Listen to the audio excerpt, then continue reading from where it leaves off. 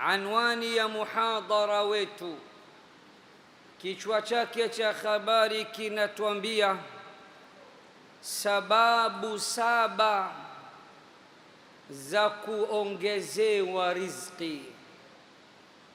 Sababu 7 za kuzidishiwa riziki.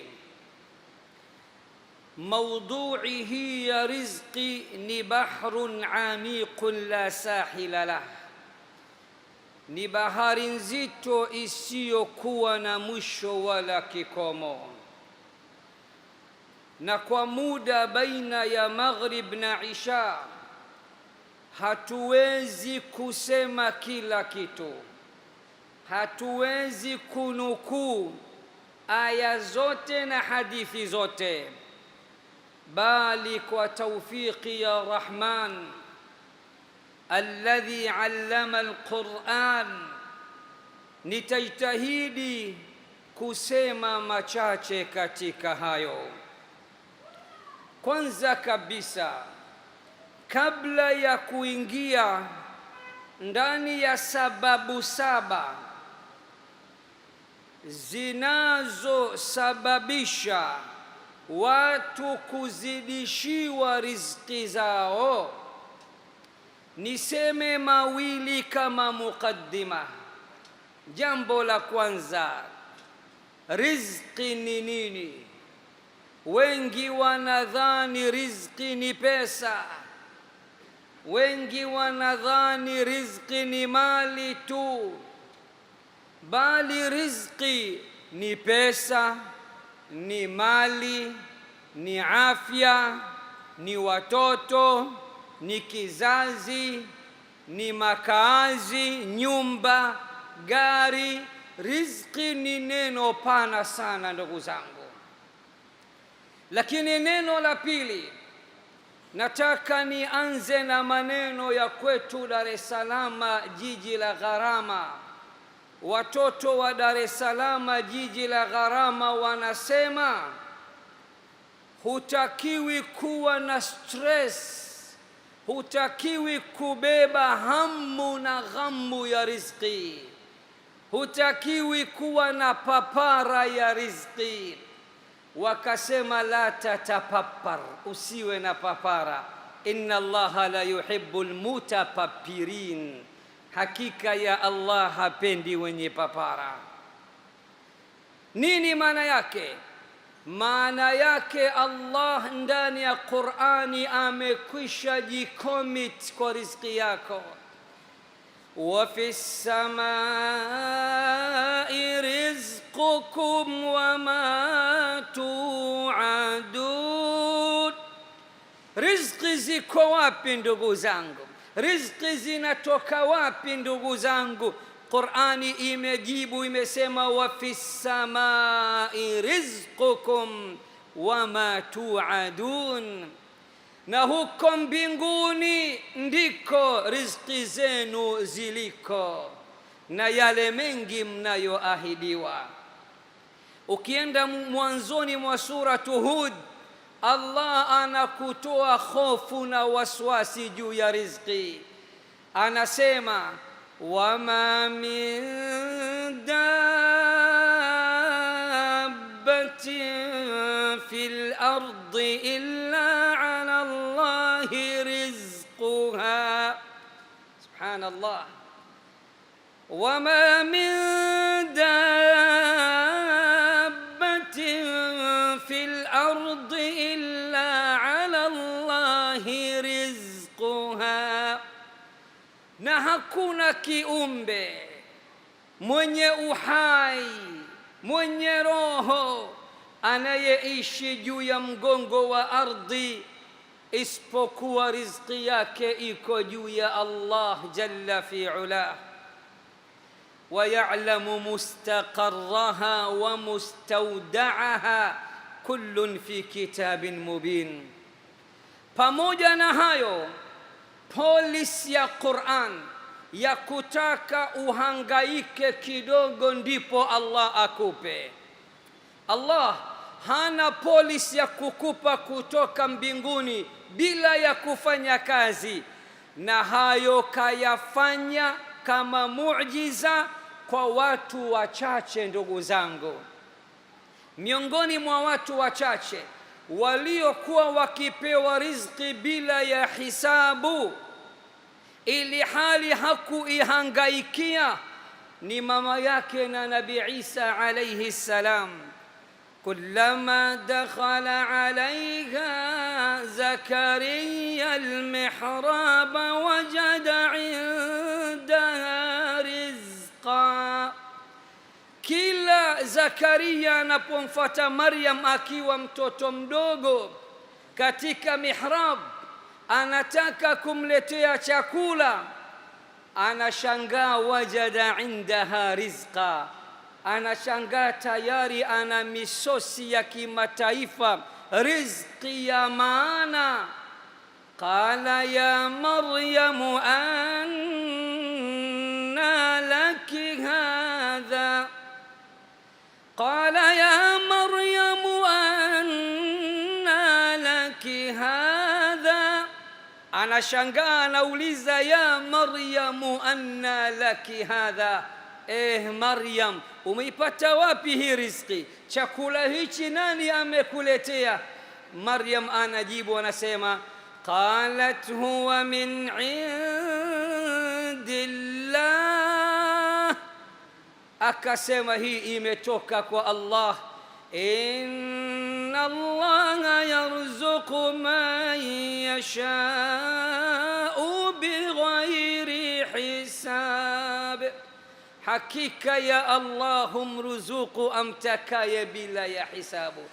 Allah ya Rahman ya man ala al-arshi istawa, ya Rahmanu ya man allama al-Quran, sote turuzuku bila ya hisabu.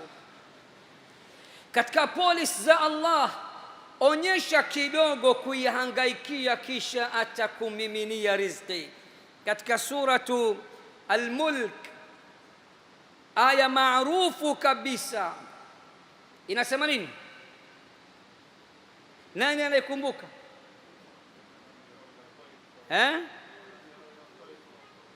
La,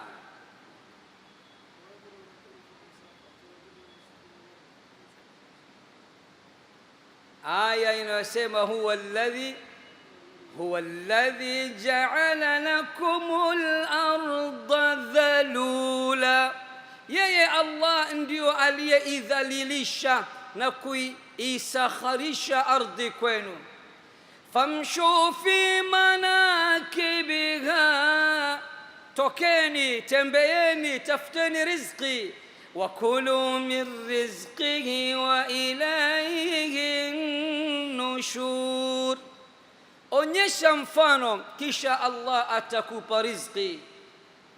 Pamoja na hayo, ndugu zangu, hautopata isipokuwa kile ambacho umekwisha andikiwa. Allah jalla fi ulah, ukiwa katika tumbo la mama yako mzazi, una masiku 120 sanjari kabisa na miezi 4, amekwisha kuandikia riziki yako na kipato chako. Na ulamau tauhidi wal aqida wanasema hii ya kwamba umeshaandikiwa riziki yako, kipato chako, kiwango chako, ukiwa katika tumbo la mama yako, ukiwa una miezi 4. Hii qadar ni miongoni mwa qadar zinazobadilika, na Allah katika taratibu zake, mipango yake, polisi zake, hurenew mambo ya waja wake kwa mwaka mara moja. Twende katika suratu Dukhan, Allah msikilize anasemaje. Inna anzalnahu fi laylatin mubarakah, hakika sisi tumeiteremsha Qur'an ndani ya usiku wenye baraka. Inna kunna mundhirin, hakika yangu mimi ni mwonyaji. fiha yufraqu kullu amrin hakim, ndani ya usiku wenye baraka, usiku ulioteremshwa Qur'an ndani yake. Fiha yufraqu kullu amrin hakim, ndani ya usiku wa Lailatul Qadr hudadavuliwa, huchambuliwa, huwekwa bayana, hupangwa kila jambo lenye hikma ndani yake. Amran min indina, ni amri kutoka kwangu mimi. Inna kunna mursilin, hakika yangu mimi ndio mtumaji niliowatuma malaika. Ndugu zangu, Allah kwa mwaka hupanga mambo ya waja wake, na hii ni kwa nas ya Qur'ani tukufu. Fiha yufraqu kullu amrin hakim. Nenda kaangalia tafsiri ya al-Imam al-Qurtubi, tafsiri ya al-Imam Ibn Kathir, tafsiri ya al-Imam al-Tabari na tafasir nyingi za maulama. Kuna kauli ya Abdullah ibn Abbas, sahabiyun jalilun min sahabati Rasulillah, habru hadhihi al-umma. Abdullah ibn Abbas ametafsiri aya hii katika suratu Ad-Dukhan inayosema fiha yufraqu kullu amrin hakim, ndani ya Lailatul Qadri huchambuliwa kila jambo lenye hikma. Ndani ya Lailatul Qadri hubainishwa kila jambo lenye hikma. Ndani ya Lailatul Qadri huwekwa wazi kila jambo lenye hikma. Akasema Allah katika Lailatul Qadri huandika mambo manne. Akasema min katbil al-arzaq, min katbil arzaq wal ajal washaqawa wassaada. Allah kila mwaka huandika tena, hupanga tena mambo ya waja wake ya mwaka unaofuata. Hayo anayaandika ndani ya Lailatul Qadri. Cha kwanza anaandika riziki za watu. Fulan bin fulan amelalamika sana mwaka huu, ya Rab ya Razzaq urzuqni bighairi hisab, kaniomba sana mwaka mzima. Allah anatoa oda kwa malaika, anasema mpandishieni riziki, kuanzia leo atakuwa milionea.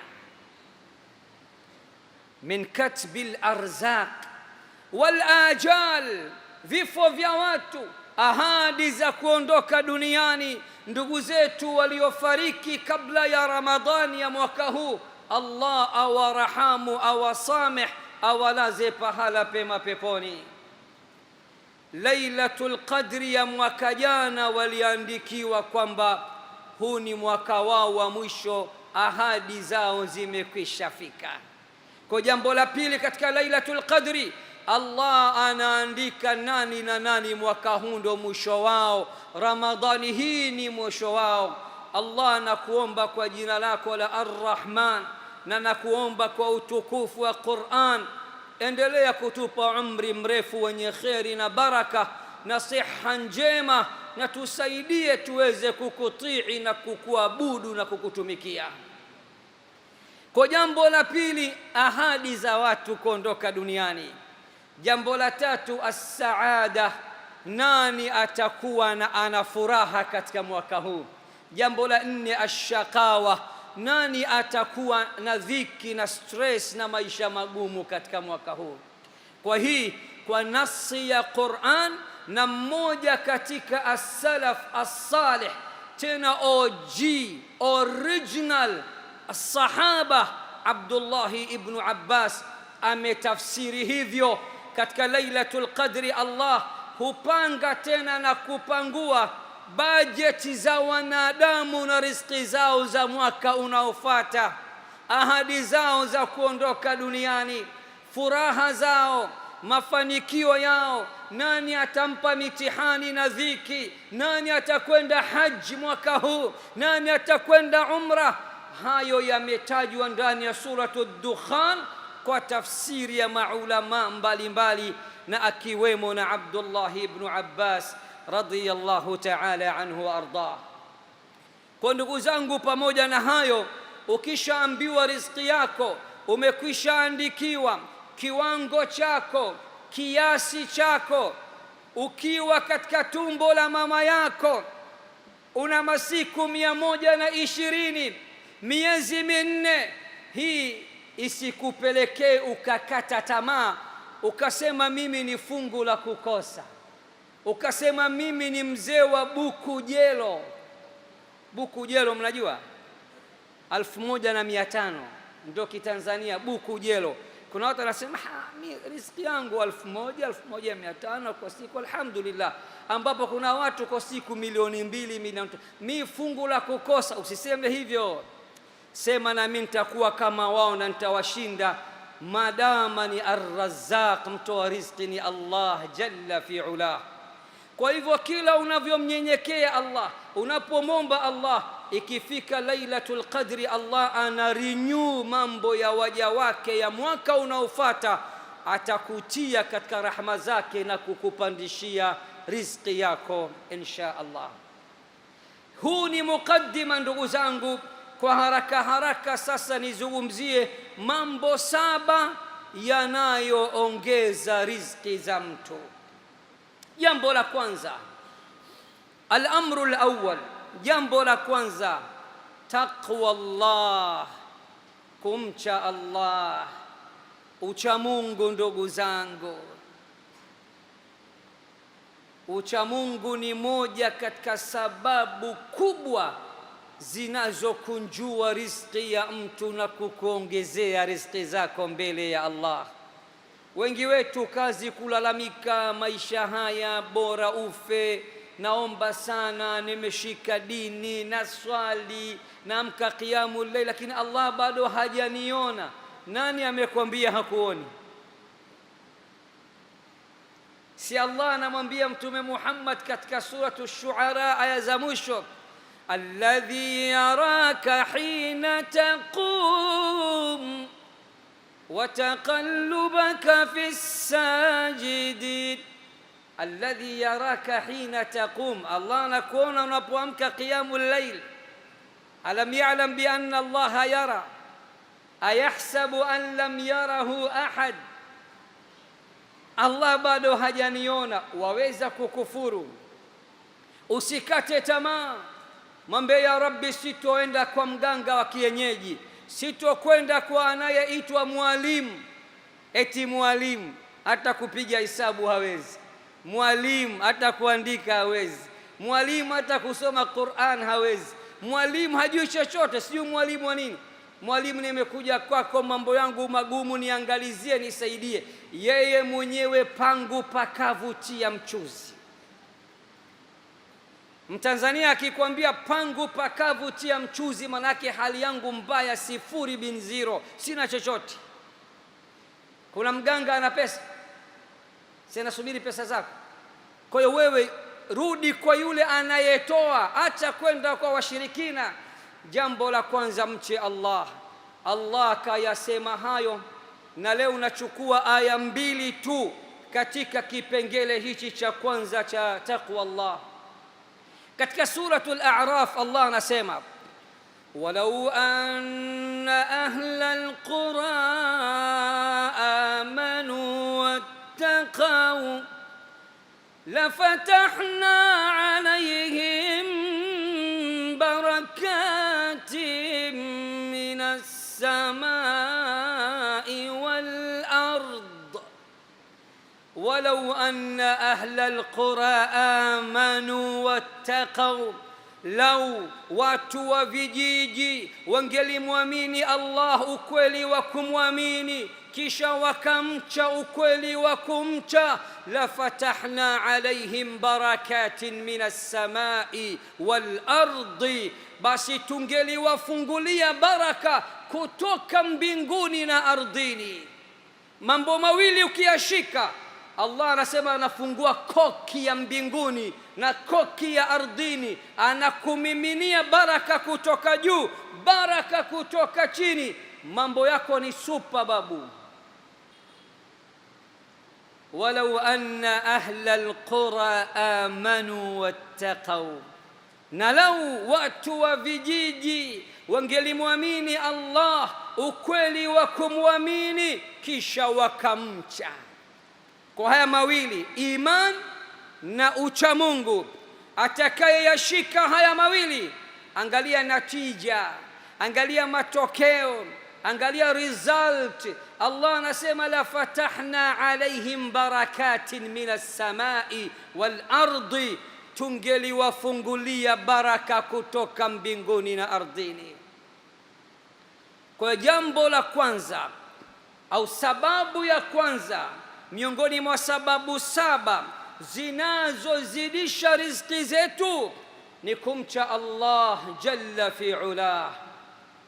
Na katika suratu Talaq, aya maarufu, Allah kaweka wazi zaidi ndugu zangu. Aya inasema waman yattaqillaha yaj'al lahu makhraja ومن يتق الله يجعل له مخرجا ويرزقه من حيث لا يحتسب ومن يتوكل على الله فهو حسبه إن الله بالغ أمره قد جعل الله لكل شيء قدرا ومن يتق الله يجعل له مخرجا na yule atakayemcha Allah, Allah atampa njia nyingi za kutoka. Mlango huu umejifunga, anamfungulia milango 11.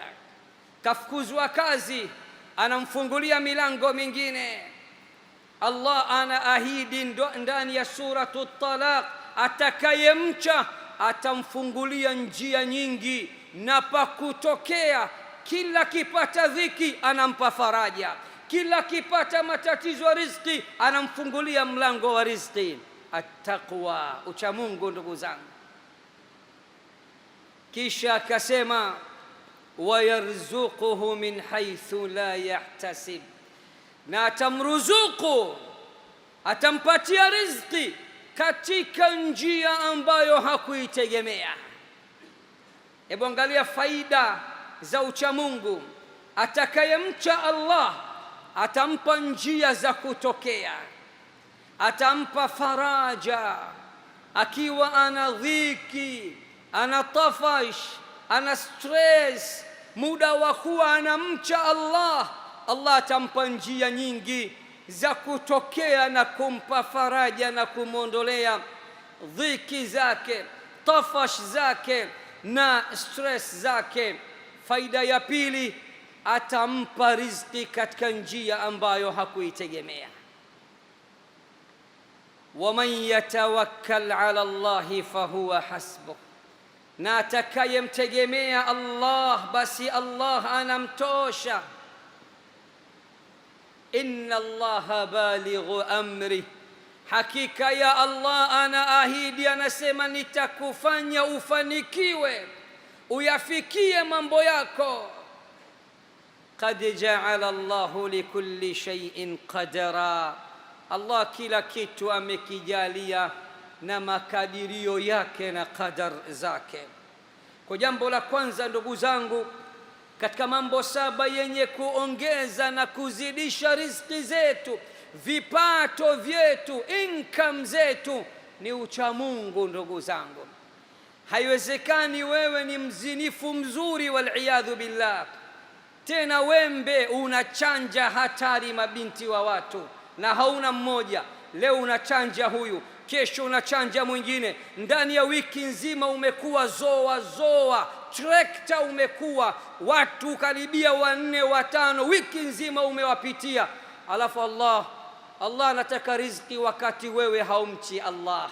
Jiepushe na aliyoyakataza Allah, fata aliyoyaamrisha Allah, mche Allah kadri utakavyoweza. Katika suratu Taghabun Allah anasema fattaqullaha mastata'tum, mcheni Allah kadri mtakavyoweza. Mshairi anasema alayka bitaqwallahi in kunta ghafila ya'tika bil arzaqi min haythu la tadri fakayfa takhafu al faqra wallahu raziqa فقد رزق الطير والحوت في البحر ومن ظن أن الرزق يأتي بقوة ما أكل العصفور شيئا مع النسر تزود من الدنيا فإنك لا تدري إذا جن عليك ليل هل تعيش إلى الفجر فكم من صحيح مات من غير علة وكم من سقيم عاش حينا من الدهر وكم من فتى أمسى وأصبح ضاحكا وأكفانه تنسج في الغيب وهو لا يدري فمن عاش 1000 أو 2000 فلا بد من يوم أن يصير إلى القبر. Shikamana na ucha Mungu, alaika bitaqwallahi fa innaka la tadri. Shikamana na ucha Mungu, kwani hakika yako wewe hujui chochote. Yatika bil arzaqi min haythu la tadri. Ukishashikamana na ucha Mungu, Allah ameahidi kukumiminia riziki kutoka pande zote, njia zote, pasina wewe kutegemea. Fakaifa takhafu alfaqra wallahu raziqa. Vipi uogope ufakiri, vipi uogope umaskini, ili hali mtoa riziki ni Allah. Faqad razaqa at-tayra wal-huta fil bahri. Allah ndiye anayempa riziki ndege na ndiye anayempa riziki samaki. Billahi alaikum, ndege anafanya kazi wapi?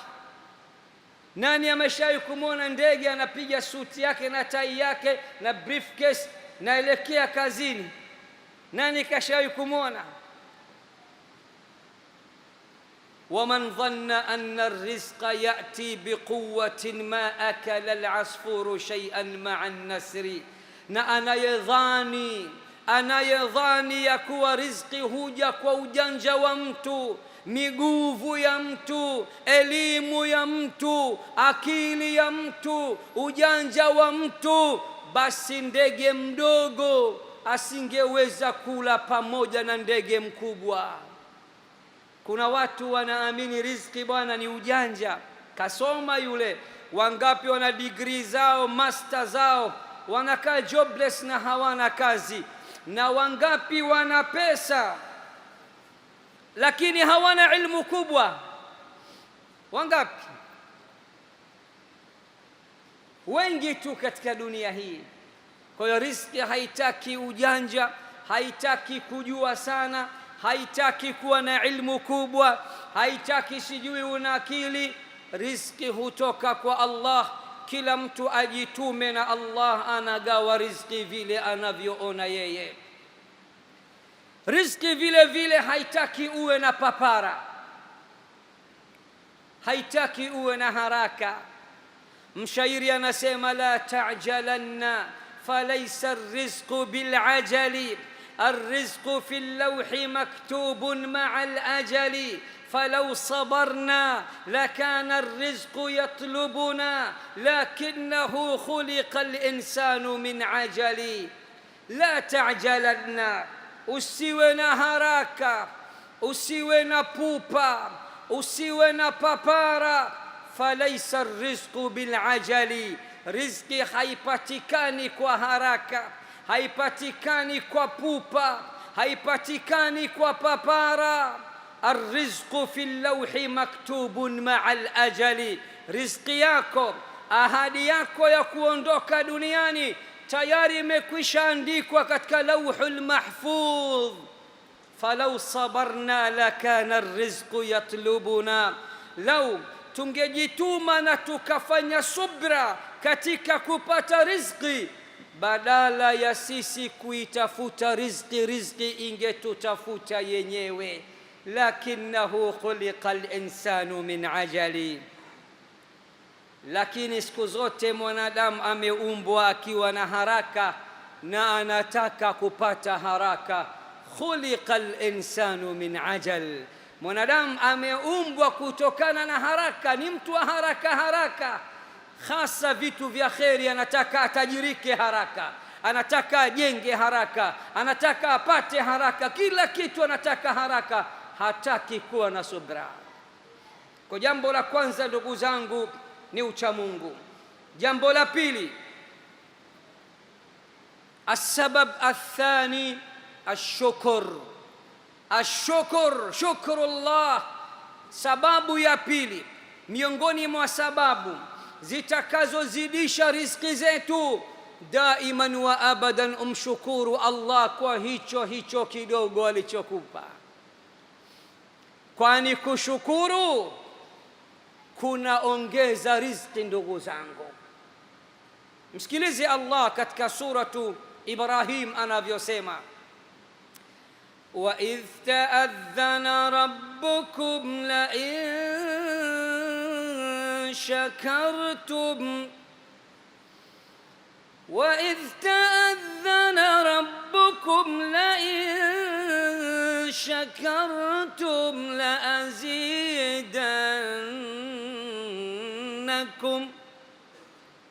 وَلَئِن كَفَرْتُمْ إِنَّ عَذَابِي لَشَدِيدٌ. وَإِذْ تَأَذَّنَ رَبُّكُمْ, kumbukeni alipotangaza Mola wenu mlezi. Katangaza nini? Kasema nini? La in shakartum, ikiwa mtanishukuru, la azidannakum, basi nitakuzidishieni. Kuna watu hawashukuru, kazi yao kulalamika tu, aka mzee wa kulalamika. Shukuru kwa kidogo ulicho nacho. Mmoja katika wema waliopita, ahad as-salaf as-salih ridwanullahi ta'ala alayhim ajma'in, raa rajulan faqid basarah wa sam'ah wa arkanah. Moja ya wema waliopita alimkuta mtu haoni, kipofu, hasikii, mlemavu wa miguu na mikono, qaid, amekaa sehemu, subhanallah, la yataharrak, mpaka abebu hawezi kutikisika. Lakini kila wakati anasema alhamdulillahi alladhi faddalani ala kathirin mimman khalaqa tafdila. Anamshukuru Allah aliyempa fadhila nyingi ambazo hakuwapa wengi katika waja wake. Mmoja katika wema waliopita akasimama akamwambia, ya Abdallah, ewe mja wa Allah, Allah amekupa nini? Mbona washukuru? Huoni, husikii, hutembei, mikono haifanyi kazi, takriban mwili mzima mashlul, kama umeparalyze. Unanishangaza, unashukuru. Hebu nipe siri, washukuru kwa nini? Akasema, wahaba li lisana, vyote ambavyo Allah kaninyang'anya, kaninyang'anya macho, kaninyang'anya masikio, kaninyang'anya mikono haifanyi kazi, miguu haifanyi kazi, unaniona nimeparalyze, Allah kanipa ulimi na mdhukuru kila wakati. Anashukuru kwa neema ya ulimi.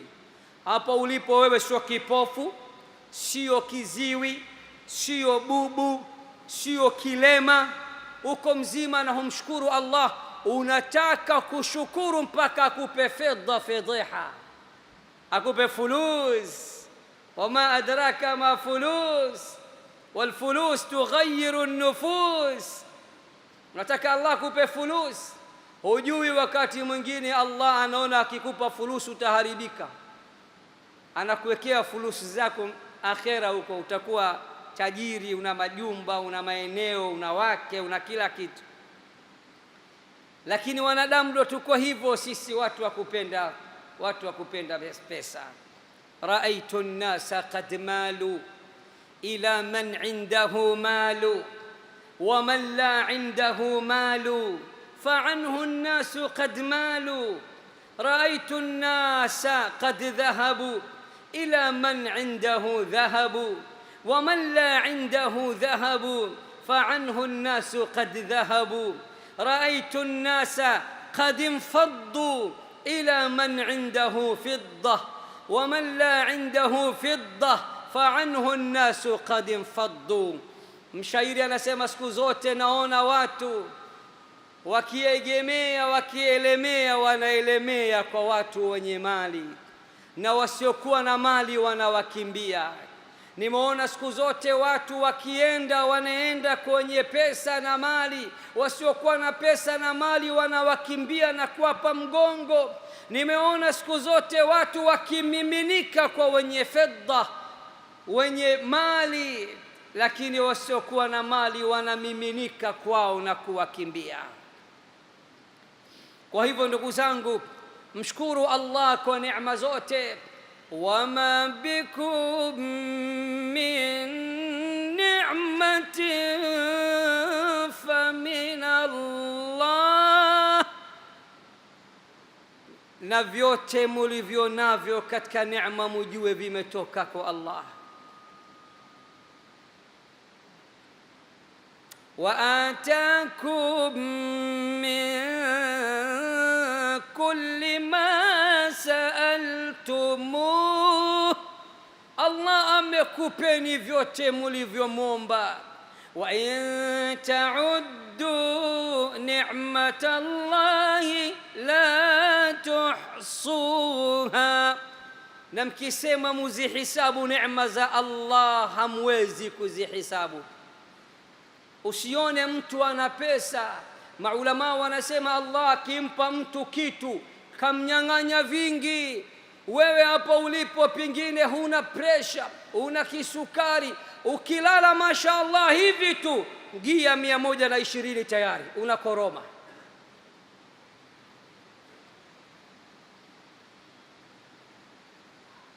Wala tamuddanna aynayka ila ايش ma matta'na. Usipende kukodolea macho vya watu, hujui ana stress gani. Mwingine halali mpaka ameze vidonge vya usingizi. Wallahi alazim wa rabbil Kaaba, na hapa kuna tukio mimi nimelishuhudia, mimi ni shahidi. Yuko mmoja katika wafanyabiashara wakubwa kwetu, ana lori si 300 si 400, mashaallah tabarakallah, Rabbana yizid wa yabarik, lakini hapati usingizi la usiku la mchana, hata kimeza dawa pia mtihani. Akaambiwa na ndugu zake, labda una ain, una hasad, ita mashekhi wa kufanyia ruqya wa kusomea Qur'an. Qur'an ni baraka, kitabun anzalnahu ilayka mubarakun liyadabbaru ayatihi wa liyatadhakkara ulul albab. Qul huwa lilladhina amanu hudan wa shifa. Qur'an ni shifa kwa wale walioamini. Wa nunazzilu minal Qur'ani ma huwa shifaun wa rahmatun lilmu'minin. Moja ya mashekhe zetu akawaita baadhi ya watu wa Qur'an waliohifadhi Qur'an, twendeni mkanisaidie tukamfanyia ruqya mtu kama ana hasad, ana ain, ana sihr, Allah amponye kwa baraka za Qur'an. Na mimi akaniomba twende, tukaenda tukamsomea Qur'an nzima, tukamwombea Allah kwa baraka ya Qur'an amuondolee dhiki alizonazo. Baada ya qiraa, kisomo kuisha, akaingia ndani, anapanga kuweka chakula. Sasa msiondoke mpaka mule. Moja ya wenzangu yuko kwetu Dar es Salaam, jiji la gharama, na niko naye mpaka leo. Amelala kwenye sofa zake pale pale, anapiga stori na wenzake pale pale, usingizi ukamjia, na huwa akilala lazima akorome. Yule bwana alipoleta chakula kila kitu, akamtazama mtu maskini nyumbani kwake, mchana kaja kumsomea, kalala anakoroma. Wallahi alilia kama mtoto, mpaka tumeona huruma anavolia. Asema naitafuta kwa miaka mingi sana hii neema. Ukitaka kushukuru neema za Allah, usimwangalie aliye juu yako, angalia aliye chini yako. Wangapi leo kwa njia ya kawaida hawawezi kupata watoto, mpaka spams zichukuliwe zake za mke wake zipachikwe, anaambiwa moja $10,000, $20,000. Ndugu yangu, wewe maskini wa Mungu, mzee wa buku jelo, 1,500 ndo riziki yako. Ukikutana na mke wako tit for tat, mashaallah, gol, mashaallah, sio neema hiyo? Sasa wataka nini? Subhanallah, subhanallah. Kwa jambo la pili, ndugu zangu, kumshukuru Allah jalla fi ula. Wa idh ta'adhana rabbukum la in shakartum la azidannakum. Amekwisha tangaza Mola wako mlezi ya kuwa mkinishukuru nami nitakuzidishieni. Vipi wataka kuzidishiwa ili hali hutaki kumshukuru Allah? Angalia Allah katika suratu Saba anamwambia Nabii Daud na familia yake, i'malu ala Dauda shukra wa qalilun min ibadiya ash-shakur. i'malu ala Dauda shukra wa qalilun min ibadiya ash-shakur.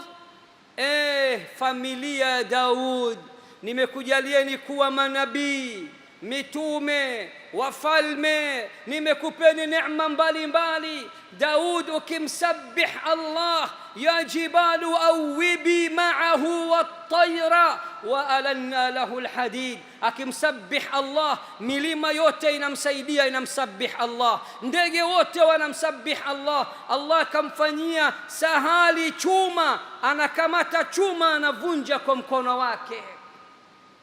Mtoto wake Suleiman alayhi salam kamsakhirishia majini, upepo, wasakharna lahu ar-riha tajri bi amrih, na tukamsakhirishia upepo unatembea kwa amri yake. Neema zote nilizokupeni enyi familia ya Daud, i'malu ala Dauda shukra, fanyeni kunishukuru kwa neema mbalimbali nilizokupeni. Wa qalilun min ibadiya ash-shakur. Allahu akbar. Na ni wachache mno katika waja wangu wenye kushukuru, na ni wachache mno katika waja wangu wenye kunishukuru. Allah anathibitisha wengi wetu hatushukuru. Allah katika suratul Baqara anasema nini? Fadhkuruni adhkurkum, nikumbukeni nami nitawakumbuka, nitajeni nami nitawataja. Washkuru li wala takfurun, nishukuruni na wala msinikufuru. Hii ni siri ya pili. Ukitaka riziki yako iongezeke, shukuru Allah. Umekula ugali peke yake, alhamdulillah. Kuna watu hata ugali leo hawali, alhamdulillah umenipa ugali. Lakini unakula huku unanungunika, mambo gani haya? Nishachoka maisha mimi. Nini shekhe? Utaendelea kukosa, huna shukrani shekhe. Walidhalika mshairi anasema katika maneno yake yenye hikma kubwa sana,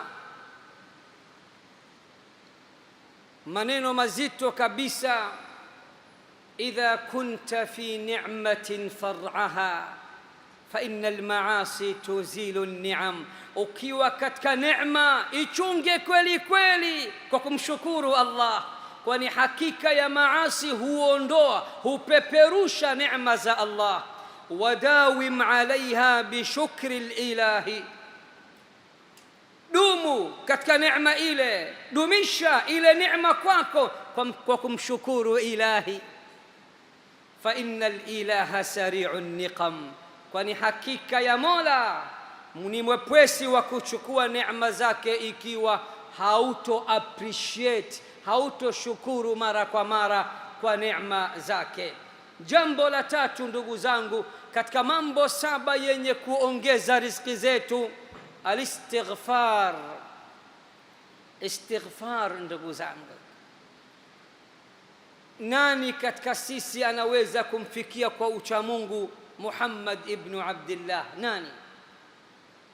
Nani anaweza kumfikia Mtume Muhammad? Yupo? Anasema, ala inni akhshakum wa atqakum lillah. Fahamuni, tambueni, jueni ya kuwa mimi Muhammad ninamcha Allah zaidi yenu, namwogopa Allah zaidi yenu. Wa inni astaghfirullaha fil yawmi 70 marra, wa fi riwaya astaghfirullaha fil yawmi 100 marra. Mimi Muhammad namcha Allah kuliko nyinyi, namwogopa Allah kuliko nyinyi. Kwa siku namtaka msamaha Allah, nasema astaghfirullah alazim wa atubu ilayhi. Au katika sigha mbalimbali zilizothibiti, namstaghfir Allah kwa siku mara 70, riwaya nyingine mara 100. Mimi na wewe mara 3 msikitini za haraka haraka, na huko unaondoka astaghfirullah. Hata ujulikani unaongea Kichina, unaongea Kikorea, haijulikani. Nasikia mtu nini, tamka vizuri, astaghfirullah, astaghfirullah, astaghfirullah, usio na haraka. Istighfar hufungua vitu vingi sana, ndugu zangu, na hapa nitumie aya moja tu kuokoa muda, aya maarufu katika suratu Nuh. Nuh alivyowaambia watu wake, shikamaneni na istighfar, Allah atakupeni mambo manne makubwa. Faqultu astaghfiru rabbakum innahu kana ghaffara.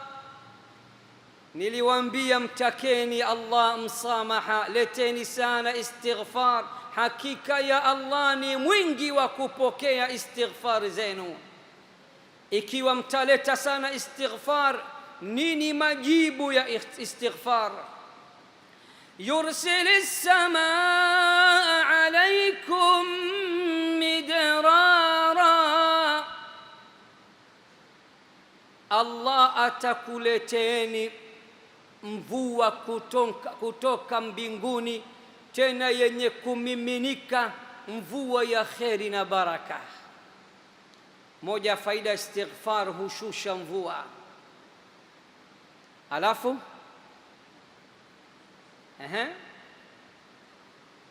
wayumdidakum biamwali wa banin. Faida ya pili ya istighfar, atakuzidishieni mali yako itazidi zaidi kwa istighfar. Jambo la tatu, wa banin, Allah atakuzidisheni watoto. Kwa nyinyi ambao mna mitihani ya kupata watoto, istighfar inaleta watoto. Na dua ya Nabii Zakaria alayhi salam aliyoiomba ikatajwa katika suratul Anbiya, wa Zakaria idh nada rabbah rabbi la tadharni farda wa anta khairul warithin. Faida ya nne ya istighfar, ya kwanza huleta mvua, ya pili hukuzidishia mali, ya tatu hukupa watoto wengi, na ya nne wayaj'al lakum jannatin wayaj'al lakum anhara, na atakupatieni bustani, mabustani mbalimbali na mito mbalimbali. Baadhi ya ulama wakasema ni garden za duniani. Shekhe, Allah atakupa garden za duniani na mito. Kuna watu wanaishi maisha kama haya, wafalme, maraisi, ana kiwanja pengine heka nzima, heka 2, heka 10, huku ukaweka mto unatembea, ukaweka samaki, ukaweka garden. Allah anasema nitakupatieni mito mbalimbali na nitakupatieni neema mbalimbali, mabustani mbalimbali. Kwa hivyo miongoni mwa vitu vinavyozidisha riziki, ndugu zangu, ni istighfar. Nakumbuka al-Imam Ahmad ibn Hanbal, imamu ahli sunna wal jamaa, Abu Abdillah wa Abu Yahya radiyallahu ta'ala anhu wa ardah. Al-Imam Ahmad ibn Hanbal alisafiri siku moja. Alipokwenda huko ugenini, alikosa sehemu ya kulala, akaja msikitini. Msimamizi wa msikiti kamfukuza, mimi ni mgeni. Ahmad ibn Hanbal ni imamu dunia fi asrihi, imamu wa dunia nzima zama zake, unamfukuza? Na yeye hataki mbwembwe, hataki sifa, wala hakumwambia mimi ni Ahmad ibn Hanbal. Akaambia basi naomba nilale nje, hapa nje kwenye kibaraza. Kamkatalia. Subhanallah, nimefanya research fupi na nyinyi mtakuwa mashahidi na mtanisameh sana. Nimegundua wasimamizi wengi wa misikiti ni wanoko. Mnajua wanoko? Mnajua maana wanoko? Mshanijua au ni Kiswahili cha nyumbani? Wanoko wagumu, anazima taa, toka nje, taa imeshaisha, wakali. Nyumba ya Allah hiyo. Ndio kwetu tunasema huyu mnoko, yani hataki kusikiliza watu, hataki kupokea. Asilimia kubwa, sio wote, msinikuu vibaya, asilimia kubwa. Wakati nahifadhi Qur'an mwaka 1995, Allah amenijalia kuhifadhi Qur'ani ndani ya miaka 2. Kule kwetu Dar es Salaam, jiji la gharama, wilaya ambayo naishi inaitwa wilaya ya Temeke, nilikuwa nafanya muraja na hifadhi kwenye msikiti mmoja jirani na nyumbani kwetu, na nilikuwa nikilala mimi pale. Nikimaliza kula asha na kuja napumzika kidogo, saa 6 saa 7 nikiamka na kuwa nasoma mpaka alfajiri. Sasa mara kwa mara nilikuwa nagombana na mlinzi wa msikiti. Nakumbuka nilikuwa mtoto, jazba za kitoto. Kuna siku akafunga mlango kwenye kibaraza ndani, akashusha tenti yake ile chandarua, na mgongea, mzee samahani, ni mimi Nuruddin, nishalala. Nikamba mwogope Mungu mzee, mtu mzima usema uongo, umelala afu unaongea. Asa mimi nishalala, asa mimi nishalala bwana, mimi siwezi kufungua tena ineti, mbu ataingia. Allah amrahamu, ameshafariki, alikuwa mtu mzuri. Na pengine ile ukali wao ni ghira, kutaka nyumba ya Mungu kidogo, lakini tupunguze kidogo jazba, hii nyumba ya Allah. Jamaa anamkatalia Imam Ahmad ibn Hanbal, imamu ahli sunna wal jamaa, kulala msikitini. Mimi mgeni mpita njia, akasema inusu basi nilale kwenye kibaraza, kamkatalia. Imamu Ahmad anatoka na kifurushi chake, baridi na mvua, sijui aende wapi.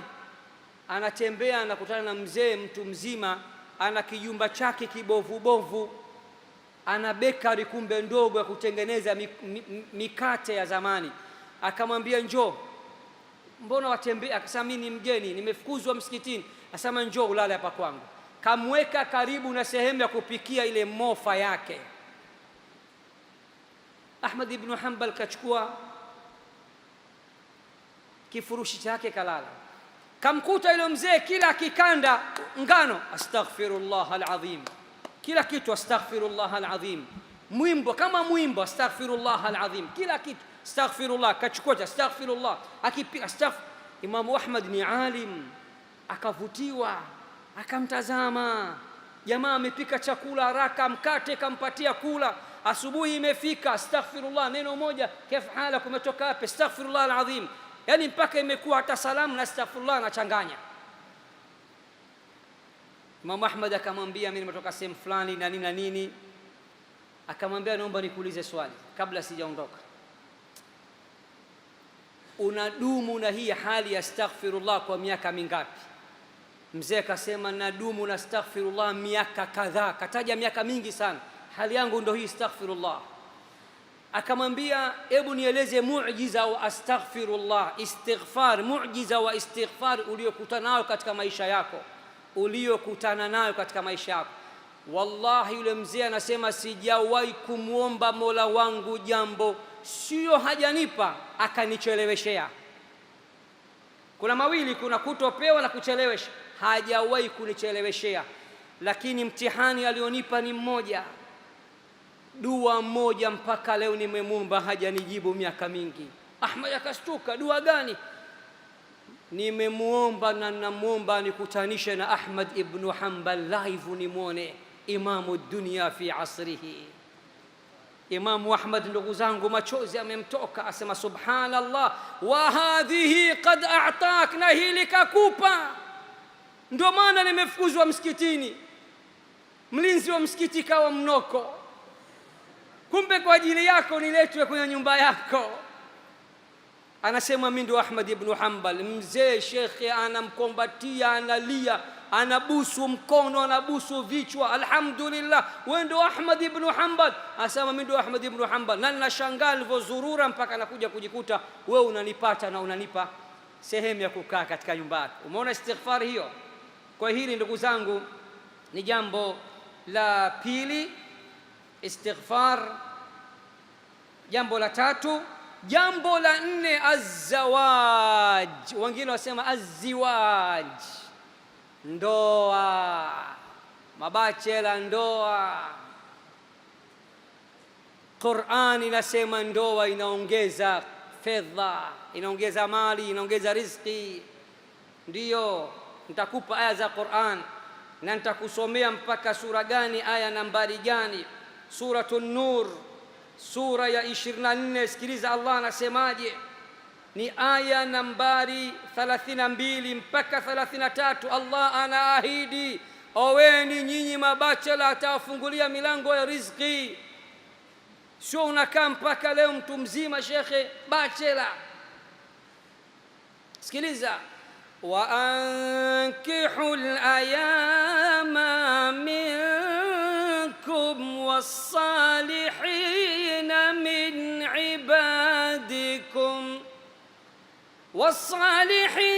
min ibadikum wa imaikum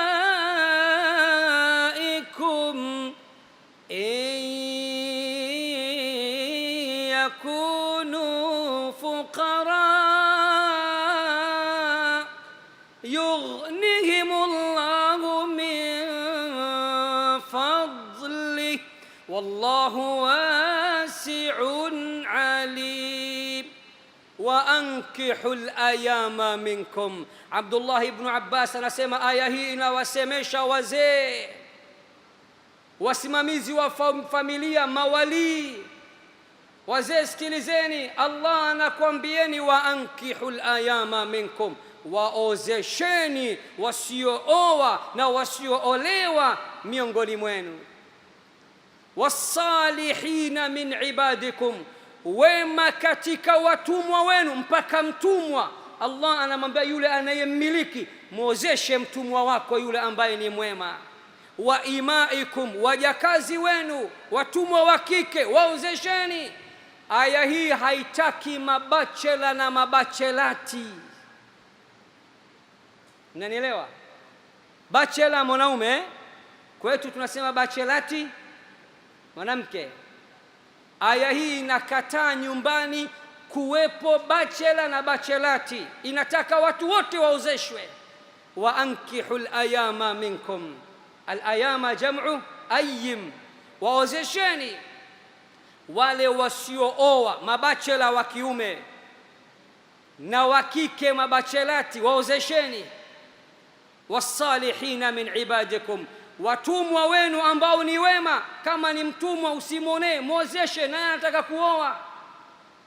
Wa imaikum, watumwa wa kike, wajakazi, waozesheni. In yakunu fuqaraa yughnihimullahu min fadlih, ikiwa watakuwa ni mafukara maskini, Allah atawatajirisha kutokana na fadhila zake. Nani ana waswasi na ahadi ya Allah? Mkono juu. Nani ana uhakika wa ahadi ya Allah? Mkono juu.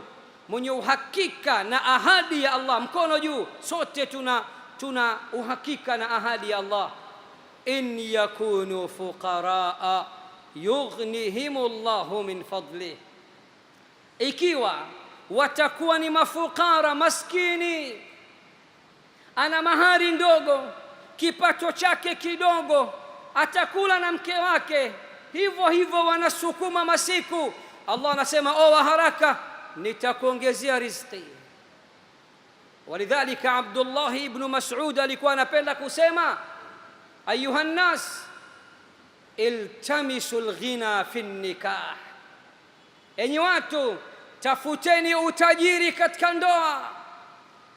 Na Abu Bakar as-Siddiq radhiyallahu anhu alikuwa anapenda kusema, ayuha nnas ati'u Allah fima amarakum bihi min an-nikah yunjizu lakum ma wa'adakum min al-ghina, enyi watu mtiini Allah katika agizo lake, amri yake ya kuoa haraka, naye Allah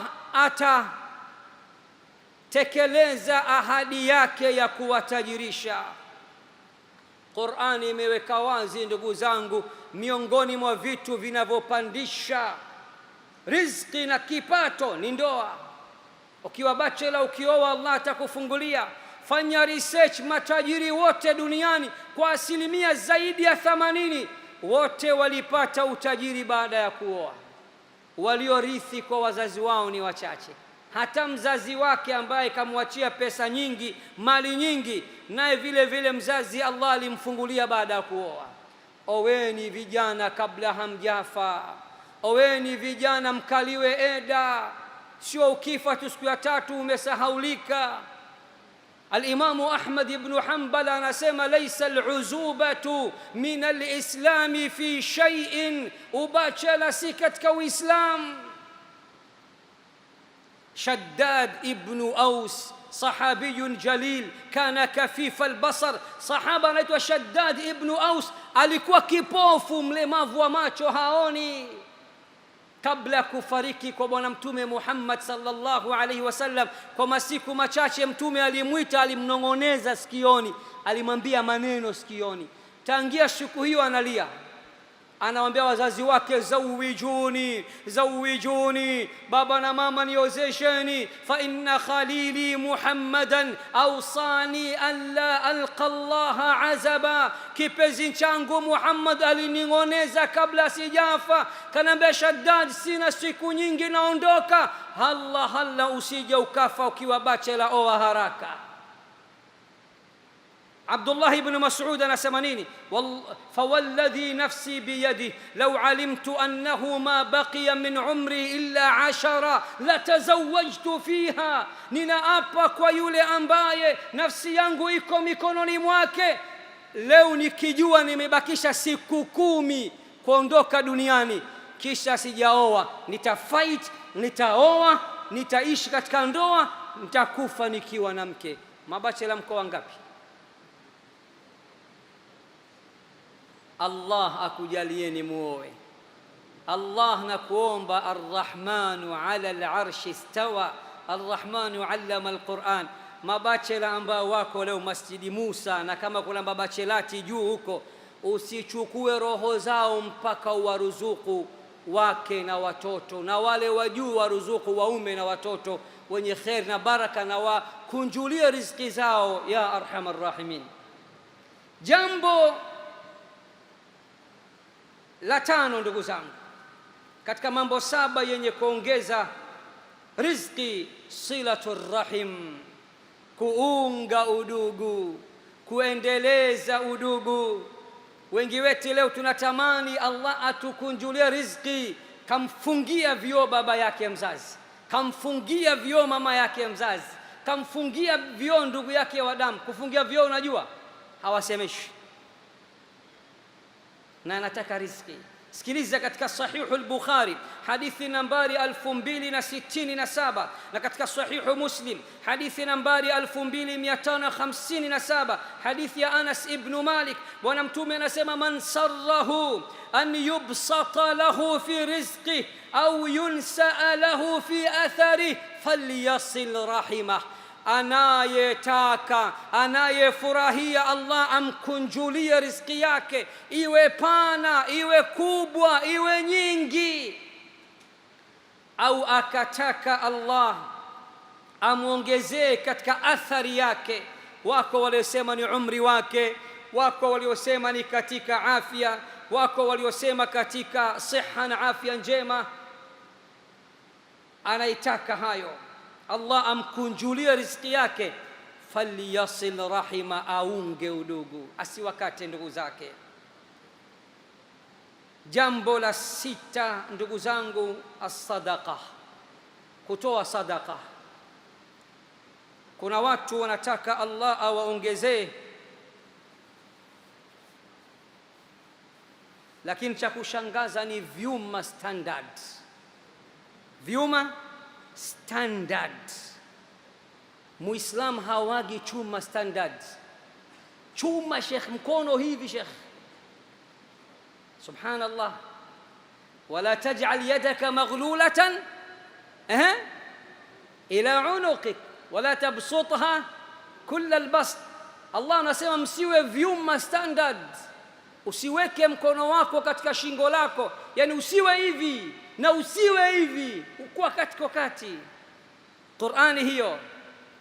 Sasa Qur'an inaahidi ukiwa una tabia ya kutoa, kusaidia watu riziki na nini, Allah atakuongezea riziki zako. Al-Baqara aya maarufu inasema, mathalu alladhina yunfiquna amwalahum fi sabilillah kamathali habbatin anbatat sab'a sanabil في كل سنبلة 100 حبة والله يضاعف لمن يشاء والله واسع عليم.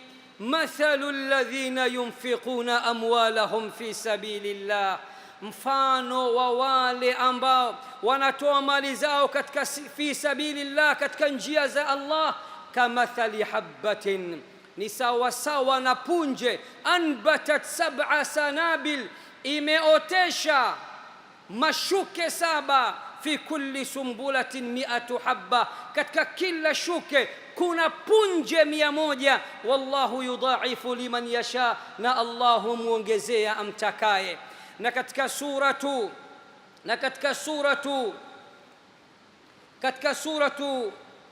As-Saba, msikiza Allah anasemaje. Aya hii inakutosha wewe bakhili, aya hii inakutosha wewe chuma standard, aya hii inakutosha wewe mkono wa birika. Sikiliza Allah anasemaje, wama anfaqtum min shay, wama anfaqtum shay'in fahuwa yukhlifu, na chochote mtakachotoa Allah atakurejesheni mara mbili yake. Umetoa shilingi 1000 umempa mtu maskini, Allah anasema nitakurejeshea mara dufu yake, adhaf wa adhaf. Katika hadithi al-Qudsi aliyoipokea al-Imamu al-Bukhari kwa nambari 4084 na al-Imamu Muslim kwa nambari 993. Allah anasema, ya ibna Adam, ewe mwana wa Adam, anfiq, toa, acha ubakhili, unfiq alaik, nami nitakupa. Kwa hiyo ukitaka Allah kuzidishie, kuwa na tabia ya kutoa. Na mwisho kabisa, ndugu zangu, sababu ya saba au jambo la saba katika mambo yenye kuzidisha riziki na kuongeza zaidi vipato vyetu na riziki zetu, ndugu zangu, kathratu dua, wingi wa dua, kumwomba yule ambaye khazina yake haikauki. Allah anasema ndani ya suratu Nisa, was'alu llaha min fadlih, was'alu llaha min fadlih, na muombeni Allah katika fadhila zake. Usikate tamaa. Wakati mwingine Allah anachelewesha, anataka kusikia vile unavyomwomba. Allah amemiss machozi yako, siku nyingi hujalia mbele yake. Anataka maneno yake, ya Rabbi ya Razzaq, niende kwa nani? Najituma, wewe unaona ninavyojituma, nikunjulia riziki yangu, nipe kipato chenye halali. Na ikiwa hajakupa yako mengi, basi itakuwa amekucheleweshea. Wewe umeomba mwaka huu 2025, yeye amepanga 2030 ndio utakuwa bilionea. Wewe usiwe na haraka. Au wakati mwingine Allah amepokea dua yako, amekupangia atakupa akhera. Au Allah pengine amepokea dua yako, ameamua kukuondolea balaa, janga ambalo alikuandikia lingelikufika mwaka huu 2025. Yako mengi wahujui. Ridhika na maamuzi ya Allah na qadari ya Allah. Na katika hadithi iliyo sahihi, ndugu zangu, na katika adhkari ya sabah na masaa, huwa tunasoma Allahumma inni as'aluka ilman nafi'an wa rizqan tayyiban wa amalan mutaqabbala. Allah, mimi nakuomba, inni as'aluka ilman nafi'a, nakuomba ilmu yenye manufaa, wa rizqan tayyiban, nakuomba riziki nzuri, riziki kubwa, wa amalan mutaqabbala, na nakuomba amali yenye kutakabaliwa. Kwa hiyo pia tukithirishe kuomba dua. Mwisho kabisa, ili niwape walau kila shekhe atoe pale niliposahau aya muhimu, hadithi muhimu itakayokutia imani zaidi. Mashekhe wapo watanisaidia kujazia. Mshairi amesema, wa in tajid aiban fasudda alkhalala fajalla man la aiba fihi waala. Ukikuta mapungufu, jaza yale mapungufu, kwani hakika ametakasika yule ambaye hana aibu na hana mapungufu, naye ni Allah jalla fi ula. Mwisho ndugu zangu, ukimwomba Allah muombe vingi. Mmenielewa? Mmenielewa jamani? Baadhi yetu wallahi tunashangaza. Mtu anataka kazi, sawa, anataka pesa, sawa, hapo hapo anatamani nyumba, anatamani gari, anataka vitu vingi. Kila mtu hapa ana vitu vingi. Si kosa kutaka vitu vingi, lakini mtu anaona tabu kumwomba Allah vyote. Nafsi yake inamdanganya. Sasa wewe unaomba mambo 10 yote, unambebesha mzigo. Unambebesha mzigo nani? Unambebesha mzigo? Sikiliza hadith iliyo sahih, sikiliza hadith iliyo sahih. Bwana Mtume anasema, idha sa'altumullaha fas'aluhu alkathira, mkimwomba Allah muombeni vingi. Wasema adhuhur nitaomba mke mwema, alasr nitaomba nyumba, maghrib naomba gari. Kuomba vyote vitatu naona haya, naona kama vitakuwa vingi, kama nambebesha mzigo, wal billah. Kuna watu wana imani hiyo. Usione kwamba nimeongea tu, hapana. Usione noma wala kokoro, umenielewa? Usione noma wala kokoro. Ukinyanyua ambaye ya Rab, katika waja wako ambaye hana aibu, anataka vingi, mimi sikuonei aibu. Wewe ndo Razzaq, wewe ndo Mola, wewe ndo Mungu wangu, wewe ndo muumba wangu. Mimi nenda kudeka, nikadeke kwa nani? Nadeka kwako. Nataka gari 2025 isisha, nataka gari. Ya Rab, nipe gari. Ya Rab, nipe pia ni nyumba. Ya Rab, nataka. Oredhesha mambo 100 na atakupa. Usione aibu. Idha sa'altumullaha fas'aluhu al-kathira. Mkimwomba Allah muombeni vingi, lakini umuombe ukiwa serious.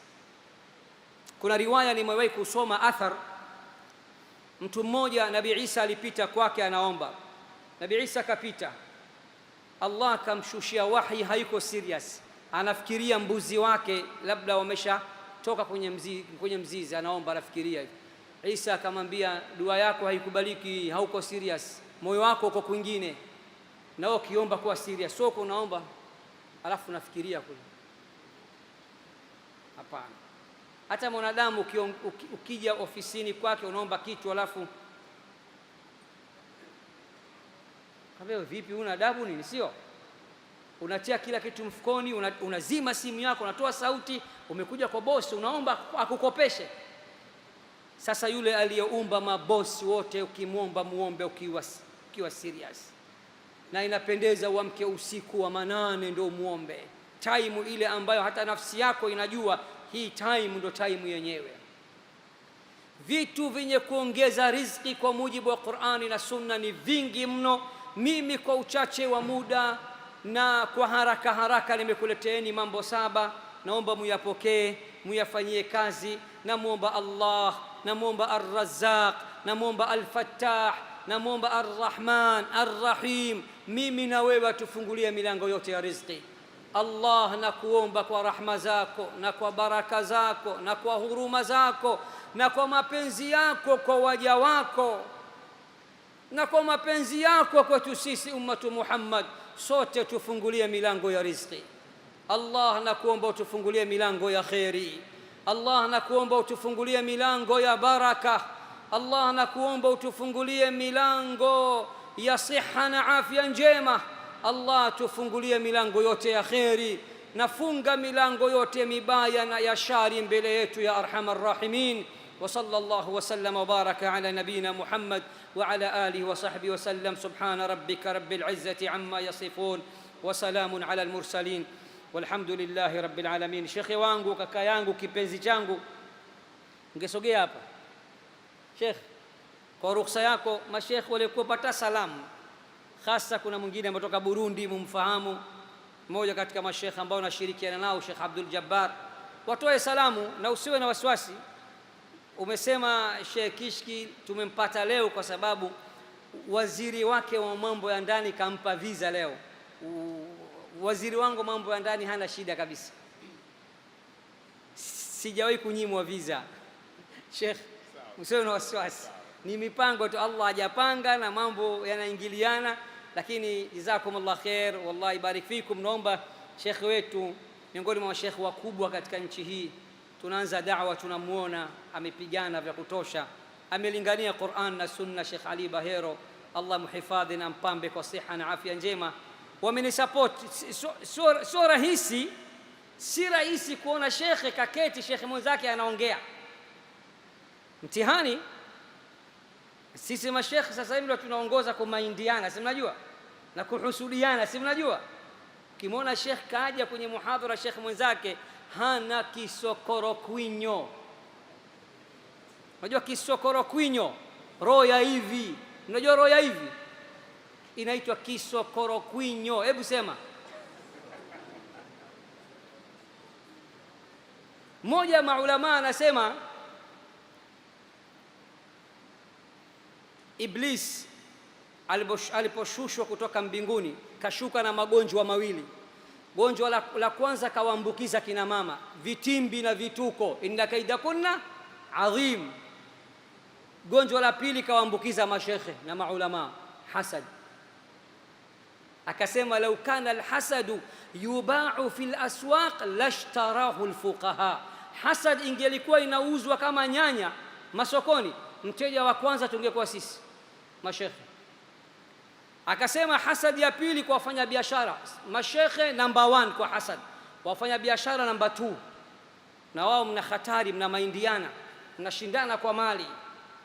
Number 3, viongozi wanaofanya kazi serikalini, msiwaone huko kwamba unaona mtu waziri, mtu unamwona hivi, wana mitihani mizito, wengine mpaka wanafanya shirki ili apate kiti yeye amwangushe mwenzake. Kwa hiyo hao watu watatu hasad zimeenea baina yao. Allah tuepushe na gonjwa la hasad, ataharishe nafsi zetu na mioyo yetu. Sheikh Ali Bahero, kwa ruhusa ya ndugu yangu shekhe letu, njoo utoe salamu, kisha tafuatia Sheikh Abdul Jabbar, kisha wengine kwa wale watakao ridhia. Najua wako wengine wamejificha hapa, lakini Allah atawalipa kila la kheri. Pale nilipopatia ni taufiki ya Allah, pale nilipokosea au nikatereza au nikachapia ni mapungufu ya kibinadamu, na naomba munisamih. Wassalamu alaykum wa rahmatullahi wa barakatuh.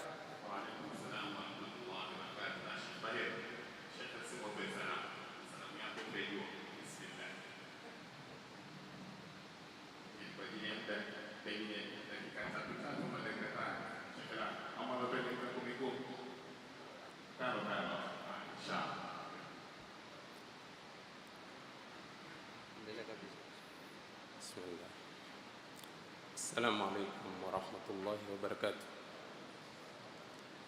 الحمد لله والصلاة والسلام على رسول الله وعلى آله وصحبه ومن والاه وبعد. Ndugu zangu katika imani, siku zote alikuwa na shauku ya kusikiza, siku zote alikuwa na shauku ya kusikiliza, kukosa la kunena. Sasa na mimi nilikuwa na shauku ya kusikiliza, nimekosa kusema, lakini kwa kuwa al-akh al-fadhil, ndugu yetu, ametaka tusalimie, urongo nikisema assalamu alaikum wa rahmatullahi wa barakatuh kisha kanyuka pia itakuwa mbala, au si? Na mtasema mbona ambiwa toa salamu kisha ameinuka? Simeambia ntoe salamu, lakini huwa kama kilima nkana vile tulivyozoea, twamkurubisha shekhe fulani, twamkurubisha shekhe fulani atupe kalima, na kalima kimoja hawezi akasimama akakitemka kalima kimoja kisha bye bye, lakini hiyo kalima ina maana ya kalimat. Kwa hivyo sitakithirisha kuzungumza baada ya kutoa salamu. Ile shauku yangu ilikuwa ni kukaa kumsikiliza, nimemsikiliza na nimefaidika, ikawa napenda niwasikilize na wenzangu, lakini kitu kidogo tu kwenye mengi katika faida tulioipata katika mazungumzo ya al-akh al-fadhil. Amesema mwisho na nimemchukua kwa mengi kwa faida yangu, na mumenichukua kwa mengi kwa faida yenu, kwa sababu kila tuendapo kwa unyenyekevu bado twasoma na bado tumepitwa na mengi, na tuliyoyahifadhi ni machache kabisa kuliko tuliyoyaacha. Lakini mwisho ndugu yangu asema, Mtume sallallahu alaihi wasallam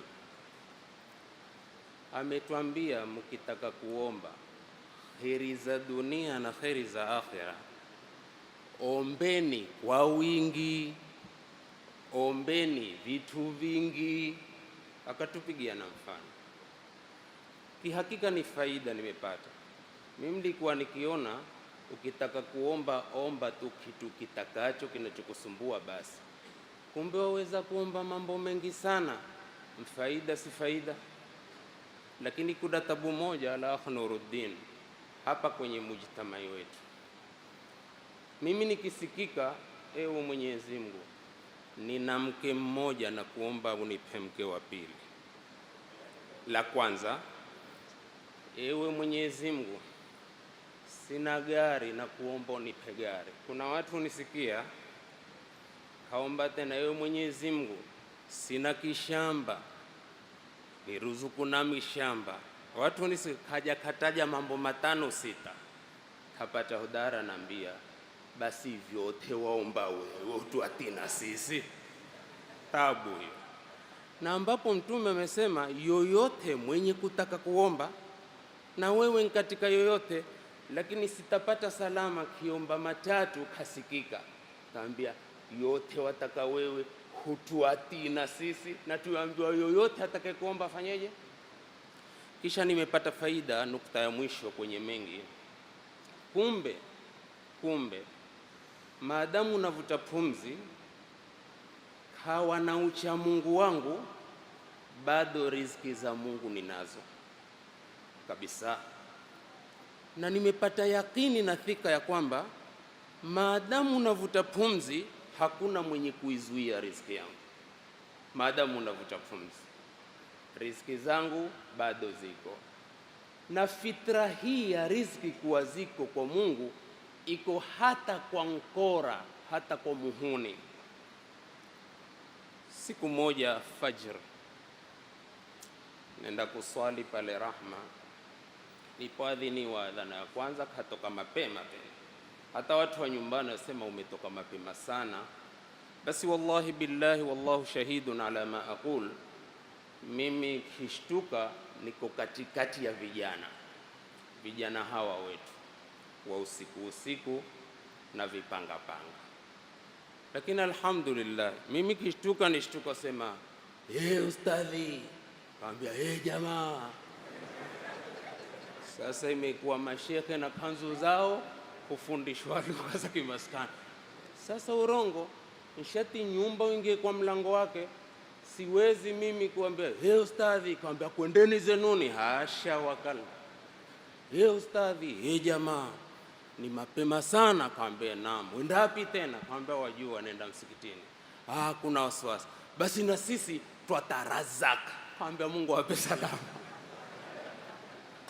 Imagine kila mtu kipanga, basi sisi twatarazaka. Kaambia Mungu awape salama. Nilipoingia msikitini kapata mahodari, kama alivyosema Nuruddin, katika misikiti kuna mahodari kweli kweli, mahodari wa kushinda mahodari. Kapata mahodari, lakini kaeleza mmepambana na kadhaa. Basi kubwa, wallahi sifanishi maneno, na Mungu ni shahidi. Jamaa kanambia twatarazak. Na wao kamwambia, kaambia Mungu awape salama. Mbona uliwaambia Mungu awape salama? Kaambia waapize. Mungu awape salama. Ulikuwa watakaje? Hapo ilikuwa nafasi. Si umeona alafu asema lawama kwetu nyingi kuliko kuna sehiana. Ulikuwa watakaje? Ulikuwa wape dawa hapo? Kaambia uanza kuniambia ustadhi, na mikwambie jamaa wenda wapi? Nenda msikitini. Na sisi twatarazaka. Si ameisha kila mmoja ende kwa barabara yake. Kisha mwambie hebu ngojeni jamaa, asalamu alaykum warahmatullahi wabarakatuh. Wajua alfajiri kuzunguka na kipanga, sitaki kipanga cha alfajiri, nilikuwa nilikaza. Kwa hivyo ustadhi, jamaa wenda wapi? Nenda msikitini, nasi twenda kutarazaka. Mungu awape salama jamaa. Assalamu alaykum warahmatullahi wabarakatuh.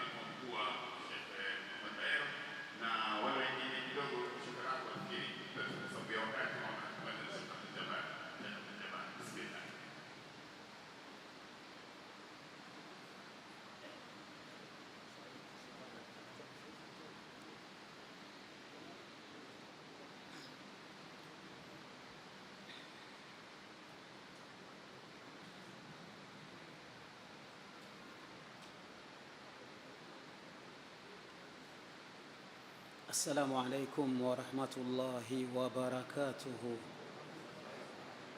Tuanza kwa kumsifu na kumshukuru Allah subhanahu wa ta'ala. Sala na salam zimwendee mpenzi wetu mtume wetu Muhammadin sallallahu alaihi wasallam.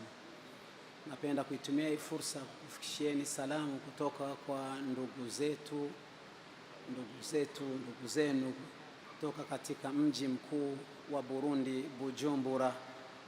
Wananiambia nikufikishieni salamu nikisema assalamu alaikum wa rahmatullahi wa barakatuh. Binafsi mimi sintokuwa na mengi kwa kweli, lakini mlango wa riziki kila siku na maajabu yake. Allah subhanahu wa ta'ala, ndugu zangu, katulea katika matumbo ya wazazi wetu miezi 9, mtu anaogelea ndani ya maji kama samaki. Ilikuwa ni njia moja tu ya kukupa riziki, kupitia kitofu cha mzazi wako ndio kinakuunganisha. Wala yeye hajala tonge akasema kwamba hili la kwanza ni langu, la pili ni la mwanangu, maana we hata jina ulikuwa hauna.